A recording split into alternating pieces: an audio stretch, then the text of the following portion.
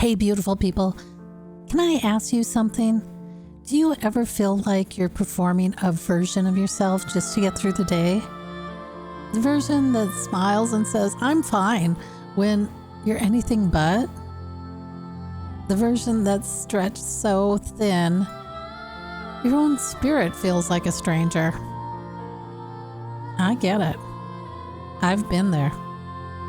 And my heart is in helping you find your way back to your voice, your spirit, your truth. Because this isn't just about healing, it's about remembering who you are. I'm Kim. I practice classical East Asian medicine and Taoism. I didn't know where this path would lead me when I started. I was drawn to classical Taoist medicine after watching my mother recover from cancer using its principles. Her healing was profound, but what I didn't expect was how deeply this medicine would begin to heal me. And while my mother's healing was a spark that led me here, the truth is, this medicine started healing something in me I didn't even know was broken.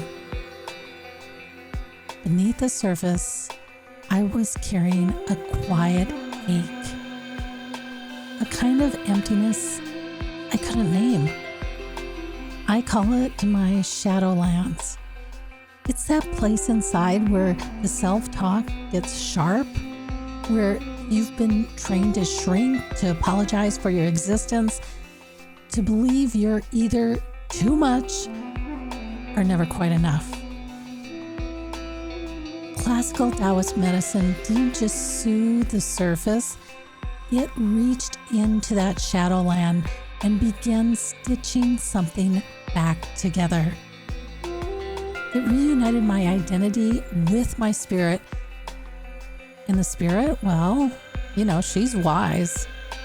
I didn't realize this, but she knows the truth we've buried. She knows the voice we've silenced, and she knows the story we're here to live. If you're feeling unsure about Taoism, I get it. You might be thinking, it's another religion, but it's not. Taoism isn't about gods or dogma. It's actually the ancient science of China. So if you replace Taoism with the word science, that would be more accurate. And the really unique part of it is it didn't separate or compartmentalize everything. So psychology, physiology, astronomy, geology, they were all interconnected.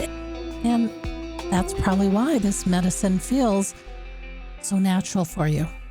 It honors the idea that your body isn't just a bunch of parts. You are a whole living, breathing system, deeply connected to everything around you. If you want to learn more about how this medicine can help you reconnect with your authentic self, my gift to you is 15 minutes where you can ask me anything about the medicine. There's going to be a link in the corner of the video or in the video description below. We live in a world that's always on. Western medicine is powerful. It saves lives. But its approach is very young. It acts, it forces, it controls. It's built on the idea that the body should respond to intervention. And that yang energy, it's not just in the medicine, it's in everything. Push harder, climb faster, do more.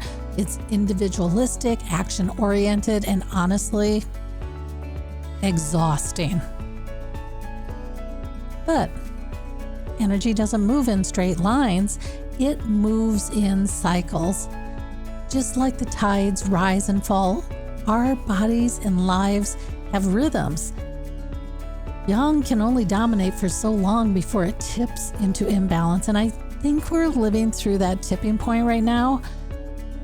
Taoist medicine showed me a different way. It's not about domination, it's about relationship. When I work with clients, I don't see symptoms as enemies. I see them as part of a conversation your body and your spirit is having. And my role is to listen to help you find where your voice belongs in that dialogue.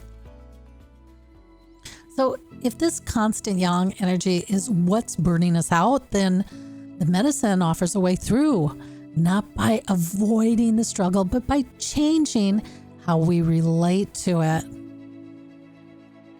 One of the biggest lessons I've learned, conflict isn't the enemy, it's a catalyst. And most of us either run from conflict or bulldoze through it. But this medicine teaches that conflict is an invitation. And when you face it, not with fear, but with curiosity, you create space for your voice and spirit to reunite. Because when they're disconnected, the body suffers and patterns repeat, healing feels so out of reach.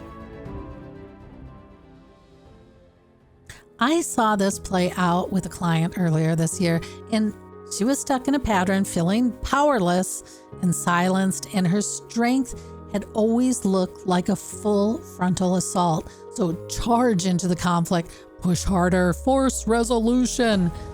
But it was draining her. And she began working with the medicine. And then something started shifting. She started reclaiming her sense of self, and her voice softened, but it grew steadier. And then came the September full moon. And if you know Taoist energetics, you know that's a time of strong ancestral energy, and everything cracked open. She actually saw her old pattern clearly, and she could name it. And for the first time, she broke it. When faced with conflict, she didn't collapse and she didn't explode. She spoke with compassion. She held her ground. And that was the moment her spirit and voice reunited. It was electric, and it marked the beginning of her new story. Now, I know this might all sound beautiful in theory, but maybe you're wondering, okay, but how does this actually work in the body? Well, let's break it down in a way that feels real. Think of your body like a fortress. When life feels threatening, whether it's old wounds, unresolved conflict, or moments where you just felt unseen, you build walls, you get angry, and these are thick protective walls meant to keep the pain out. But here's the thing, those same walls also keep your voice locked in. Your body holds this armor in really specific places. Sometimes it's going to show up as a tender spot in your shoulder. Sometimes it's chronic pain or congestion, or even something like varicose veins. And each one is a sign that your energy is guarding a gate that's asking to be moved.